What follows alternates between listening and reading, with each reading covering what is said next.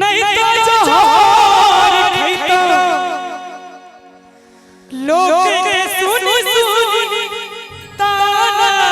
है सुन पगली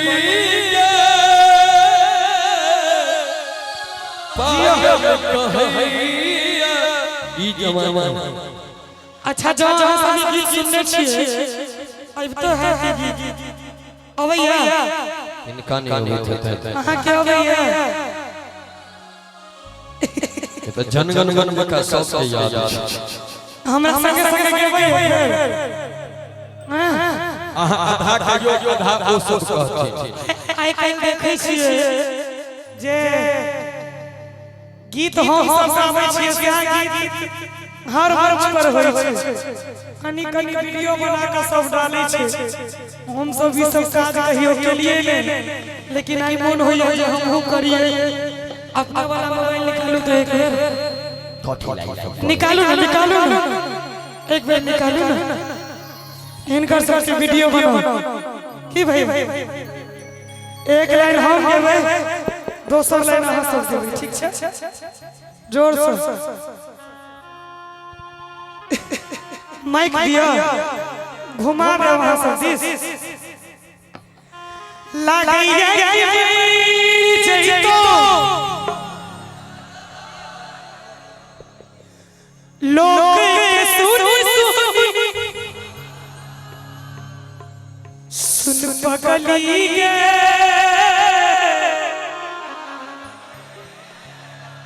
अच्छा सुन पगली के सुनने छिए सुन दीवाना रे से हो सुनने है सुन दीवाना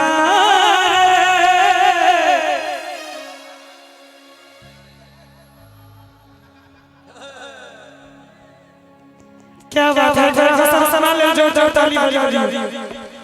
आओ सुन दीवाना दीवानी कहिए सुन सुन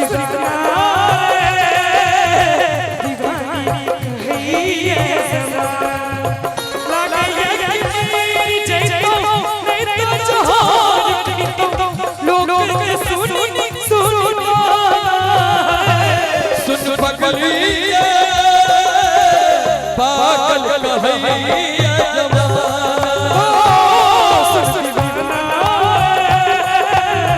दीवानी कहिए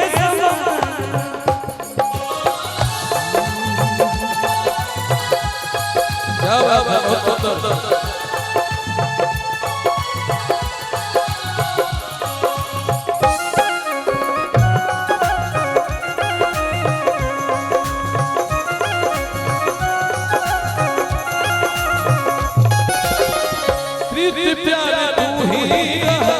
तू ही चला के तोरा के हमने दिल से भाग के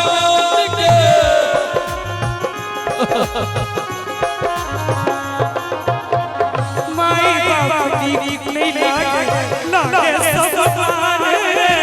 तोरे दिल में बसे दीवानी के चल कि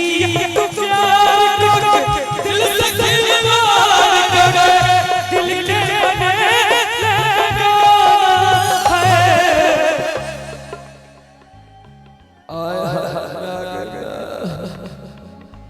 अगर इससे बदल ले तुम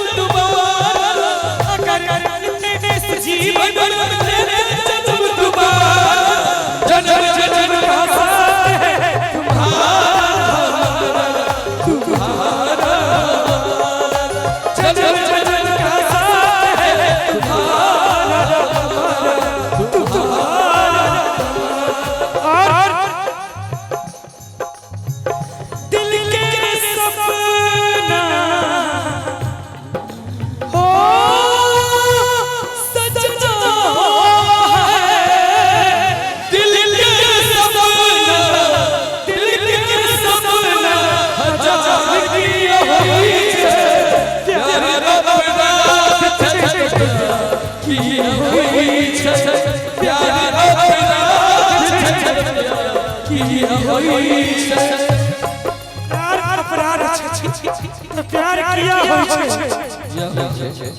अंत में समय कत होई चार बजे अब छठ के गीत हां के बाद बाबा क्या चाहते आज कार्यक्रम के समापन करो अंत में जूली कहै छै यार प्रेम बेकार छै जी भर के खेलै दिल सो बनाबै चार छै